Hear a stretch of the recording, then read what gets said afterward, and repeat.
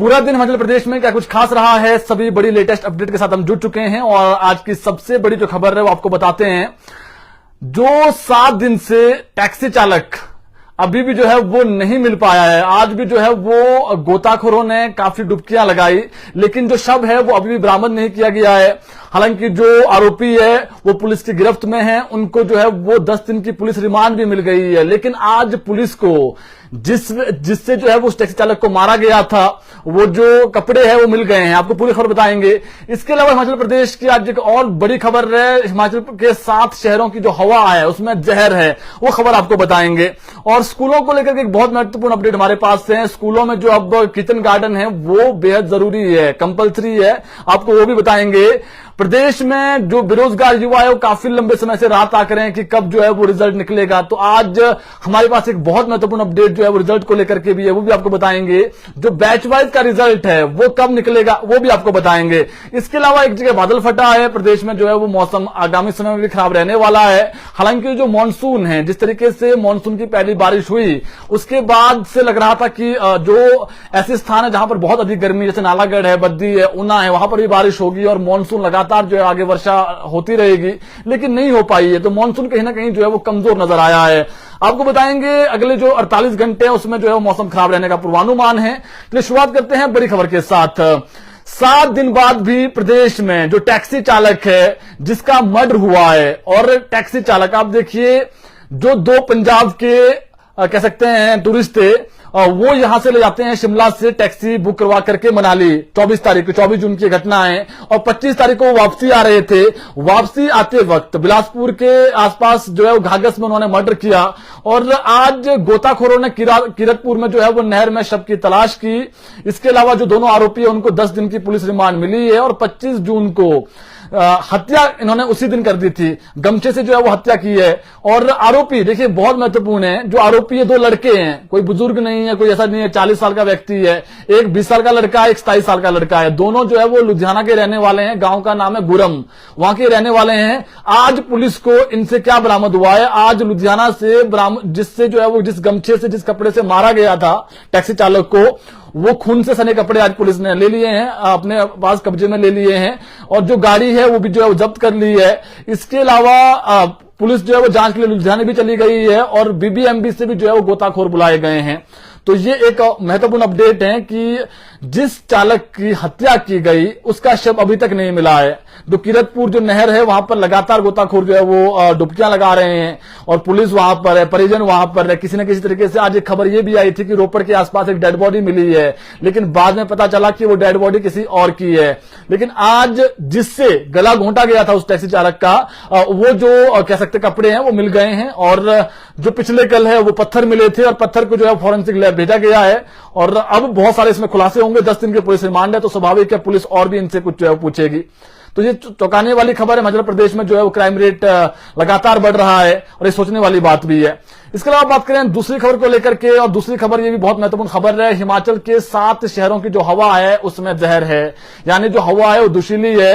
केंद्र सरकार ने स्वच्छ वायु सर्वेक्षण रिपोर्ट में खुलासा किया, ये बड़ा खुलासा किया है और ये भी सलाह दी है कि जो पेट्रोल डीजल है उसका इन शहरों में जो है वो कम इस्तेमाल हो, लेकिन ये हो भी नहीं सकता है। उसकी वजह क्या है?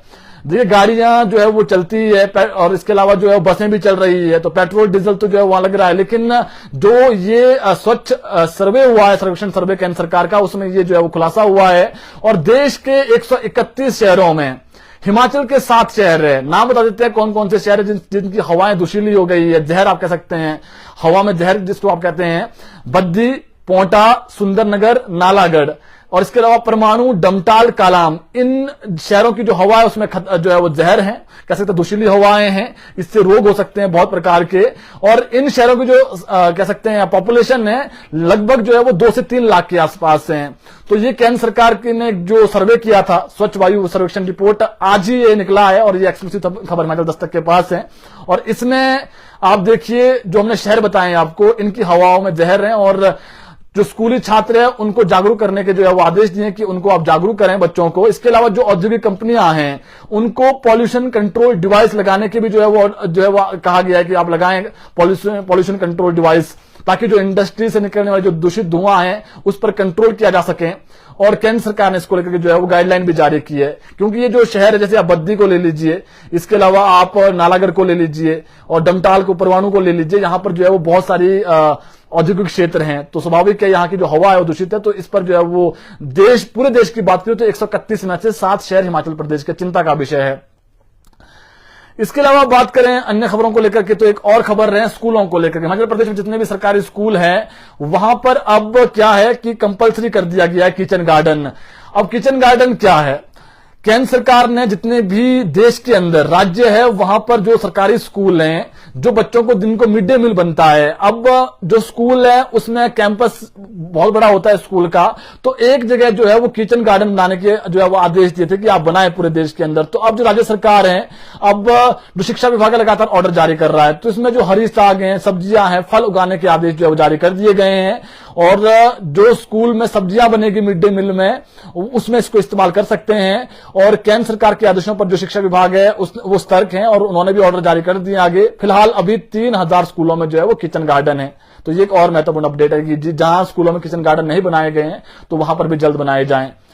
इसके अलावा केंद्र सरकार ने जो है वो एचपीयू को जल्द 100 करोड़ देने की जो है वो कह सकते हैं बात कह दी है और इस पर हरी मुहर लग गई है।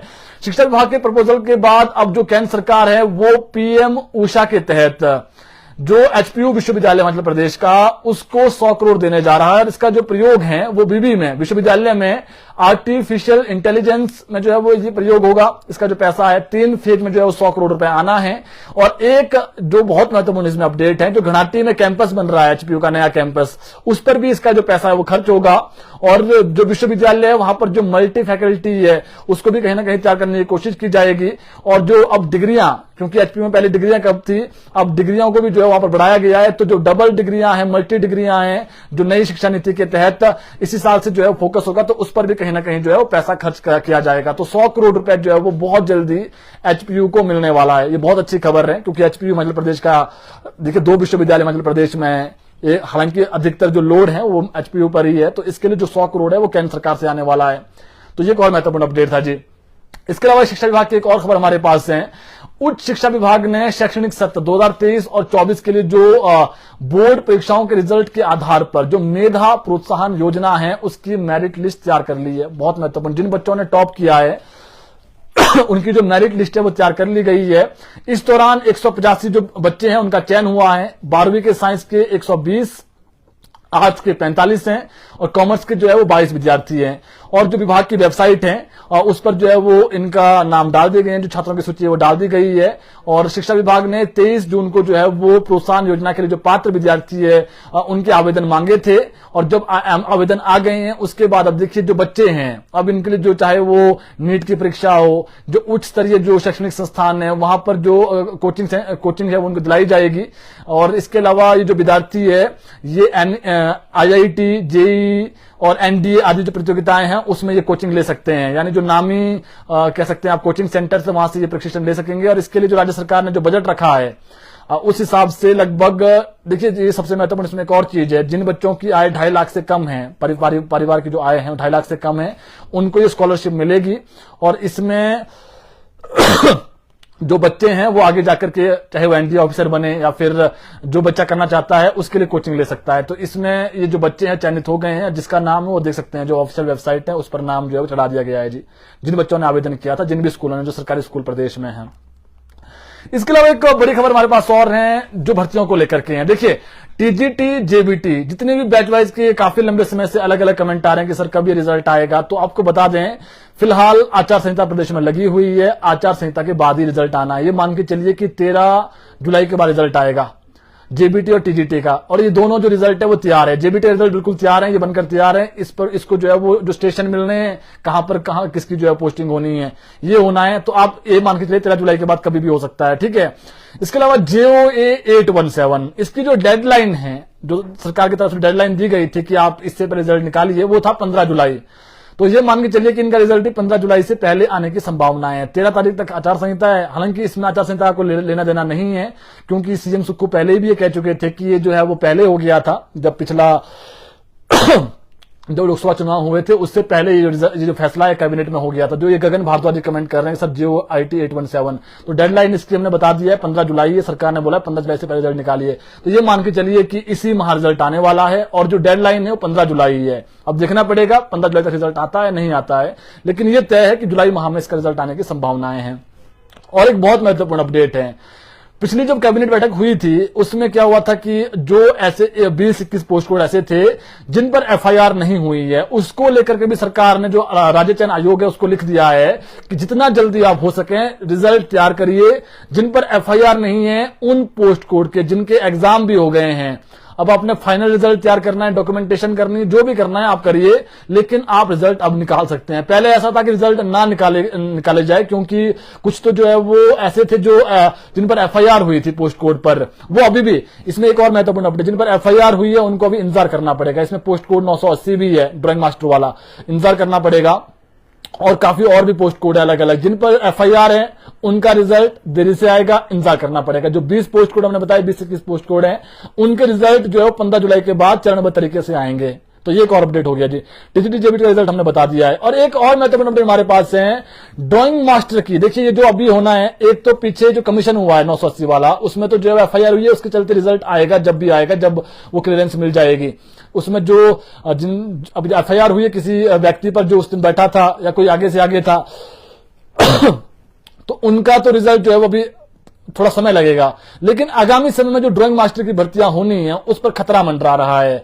अब देखिए जो शिक्षा विभाग है वो क्या कर रहा है, एक स्कूल में जहां पर 10 बच्चे हैं वहीं पर जो है वो ड्राइंग मास्टर रखेंगे। तो ये मान के चलिए कि आगामी समय में अगर ड्राइंग बच्चे नहीं लेते हैं सब्जेक्ट, नहीं चुनते हैं सब्जेक्ट, और कहीं पर स्कूलों में जो है वो 8 बच्चे हैं, 9 बच्चे भी है, तब भी वहां ड्राइंग मास्टर नहीं मिलेगा। तो आप ये समझिए कि जो पोस्टें हैं वो तो ऐसे ही कम हो जाएगी, लेकिन अगर जो है वो 10 छात्र नहीं है स्कूलों में तो वहां पर जो है वो मामला गड़बड़ा गया है। और ऐसा ही ठीक जो है वो DP वाले में भी है, जहां पर DP PET लगने हैं, वहां पर भी क्राइटेरिया रखा गया कि आप इतने बच्चे होने चाहिए। तो ये बहुत ही दुविधा का विषय है। हालांकि PET तो ये सरकार से मांग की है उन्होंने कि ये जो है क्राइटेरिया हटाया जाना चाहिए। जो PET है उन्होंने ये भी कहा था, जो नई भर्तियां प्रदेश में आगामी समय में जब भी होगी, उन्होंने ये कहा था कि ये क्राइटेरिया इसको हटाया जाना चाहिए। बच्चों के लिए जो है वो शिक्षा भी इंपॉर्टेंट है, लेकिन शिक्षा के साथ जो खेल कूद है वो भी इंपॉर्टेंट है। तो उन्होंने ये मांग की है। अब सरकार इस पर क्या आगे करती है वो अलग बात है, लेकिन ड्राइंग मास्टर का हमने बता दिया, जहां पर बच्चे 10 से कम होंगे वहां पर ड्राइंग मास्टर नहीं दिया जाएगा। तो उससे फिर आप समझिए वहां पर पहले ही जो है वो वैकेंसियां जो है वो कम हो जाएगी, तो इससे दिक्कत हो सकती है। ड्राइंग मास्टर की जो आगामी समय में भर्तियां होनी है उस पर कह सकते हैं आप संकट मंडरा रहा है कहीं ना कहीं। तो उसमें वैकेंसी भी कम हो जाएगी, जहां पर बच्चे कम है वहां पर ऐसे टीचर नहीं मिलने वाला है। इसके अलावा बात करें सीएम सुक्खू की, तो सीएम सुखविंदर सिंह सुक्खू ने आज भाजपा पर जुबानी हमला बोला, ये बड़ी खबर है। और उन्होंने एक आरोप भी लगाया है। आज सीएम जो है वो नालागढ़ में थे, नालागढ़ में जो कांग्रेस के प्रत्याशी है बाबा, उनके पक्ष में प्रचार किया। इस दौरान उन्होंने जो आरोप लगाए हैं, जुबानी हमले बोले हैं कि कमल खरीद कर चुनाव लड़ रहे पूर्व विधायकों के साथ जो है भाजपा के ईमानदार जो कार्यकर्ता वो नहीं है, और जो यहां पर पहले से भाजपा के प्रत्याशी थे उनको नजरअंदाज किया गया और एक ऐसे प्रत्याशी को जो है वो टिकट दिया गया है जो कहीं ना कहीं जो है वो उन्होंने आरोप लगाया कि बिके हैं, ये उन्होंने कहा है। तो आज फिर से जो है वो जुबानी हमला बोला है सीएम ने। और सीएम ने यह भी कहा है कि मैंने जितने भी काम केएल ठाकुर मेरे पास लेकर के आए थे सारे मैंने काम किए, उनके बावजूद इसके उन्होंने जो है वो जो यहाँ की जनता है उनके पीठ में छुरा घोंपा है, ये उन्होंने कहा है। और जो पूर्व विधायक है वो उनकी जो नियत है उसमें लालच था, इसलिए वो बिक गए। और अब इनको जो है वो जैसे उन्होंने ये भी कहा है कि जो अभी पिछले उपचुनाव हुए थे उसमें से 6 में से जो 4 विधायक है उनको जनता ने कड़ा सबक सिखाया था, और जो है वो 4 जो है वो विधायक हार गए थे जो पहले विधायक थे, लेकिन बाद में जो है वो कहीं चले गए, फिर उनको जो दोबारा खड़े हुए तो फिर उनको जो है सबक सिखाया।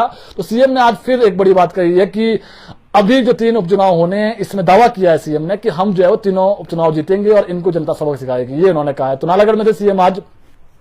अब बात करते हैं जयराम ठाकुर की। जयराम ठाकुर जो है वो आज जयराम ठाकुर का जो 2 दिन का टूर प्लान आया है, कल और परसों 2 दिन देहरा में होंगे जयराम ठाकुर और वहां पर जो है प्रचार करेंगे, 1 दर्जन से अधिक जनसभाएं करेंगे। तो होशियार सिंह वहां पर भाजपा के प्रत्याशी है, उनके पक्ष में जयराम ठाकुर जो है वो 2 दिन प्रचार करने वाले हैं।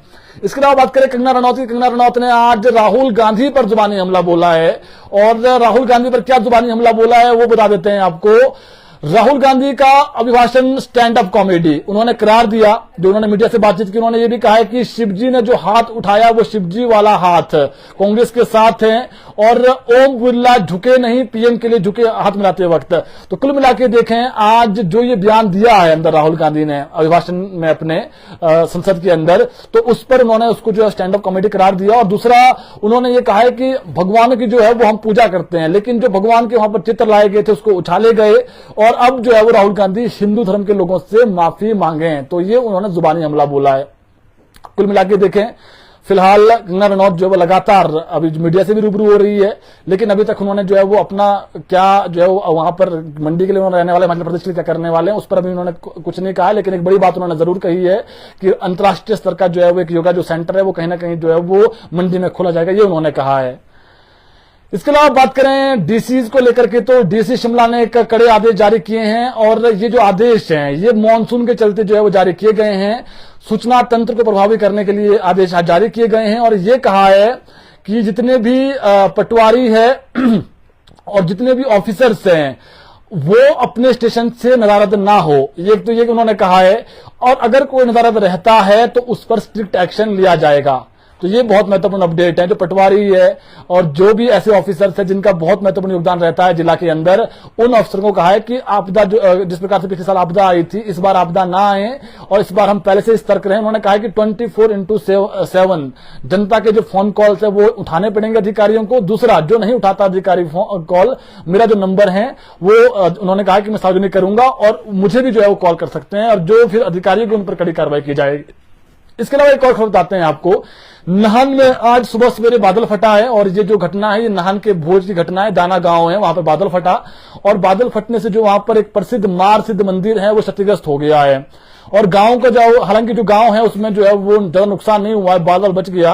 और जहां से ये बादल फटा एक बरसाती नाला था और उसमें अचानक जो है वो बाढ़ आ गई, जिससे जो है भूमि कटाव भी हुआ है और आसपास के जो कई गांव हैं वो अभी खतरे की जद में है। वहां पर गांव का नाम हमने बता दिया है जी, नाहन में बादल फटा है। आज दाना गांव है, भोज के आसपास, भोज क्षेत्र वहां पर पड़ता है नाहन के आसपास, वहां पर फटा है लेकिन कोई जानी नुकसान नहीं हुआ है और भगवान से दुआ करते हैं कहीं जानी नुकसान हो भी ना। तो अब जो आज घटना जो खबरें सामने आ रही है, कहीं पर लैंडस्लाइडिंग हो रही है, कहीं पर जो बादल फट रहे हैं, तो लोग सतर्क रहें। अब बात करते हैं मौसम को लेकर के। प्रदेश में जो मौसम है कहीं ना कहीं जो मानसून है वो कमजोर पड़ा हुआ है अभी तक।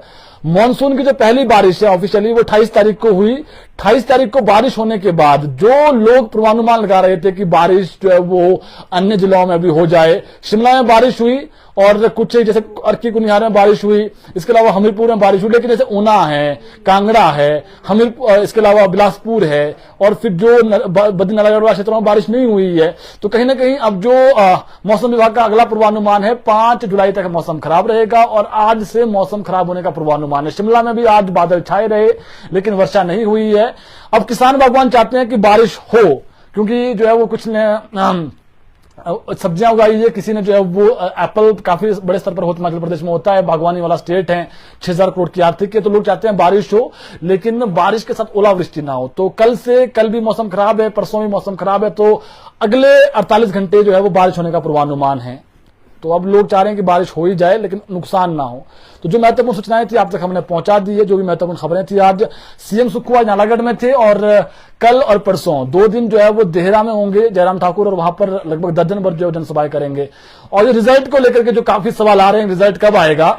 टीजीटी जेबीटी का हमने बता दिया है, आचार संहिता 13 के बाद खत्म हो जाएगी, तो उसके बाद जो है वो कह सकते हैं आप रिजल्ट आएगा।